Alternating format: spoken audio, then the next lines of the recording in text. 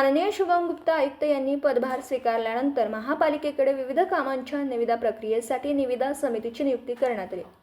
प्रत्येक निविदेमध्ये प्राप्त होणारे दर महापालिकेच्या हिताच्या दृष्टीने ठेकेदार मक्तेदार यांच्याशी समक्ष वाटाघाटी करून निविदा प्रक्रिया पार पाडण्यात येते।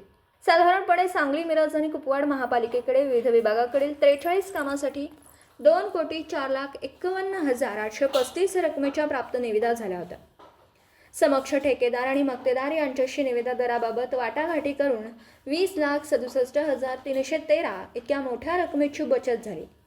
सार्वजनिक बांधकाम विभाग यांच्याकडील 23 तर जलनिसरणकडील 5 कामे, पाणी पुरवठाकडील 5 कामे, प्रभाग समिती 3 कडील 6 कामे व प्रभाग समिती 2 कडील 1 काम, कार्यशाळा 3 अशी कामं आहेत।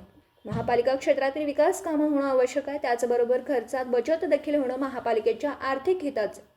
ही बाब माननीय शुभम गुप्ता आयुक्त यांच्या नेतृत्वाखाली गठीत समिती यांनी जाणीवपूर्वक व प्रयत्न करून भरीव बचत करण्याकडे कल वाढवला। परिणामी 20 लाखापेक्षा जास्त रक्कम बचत होऊन महापालिकेचा आर्थिक लाभ झाला। यापुढे देखील महापालिकेच्या उत्पन्न वाढीच्या दृष्टीने विचारपूर्वक आणि प्रयत्न करण्यात येणार आहे, असे यावेळी माननीय शुभम गुप्ता आयुक्त यांनी सांगितलं।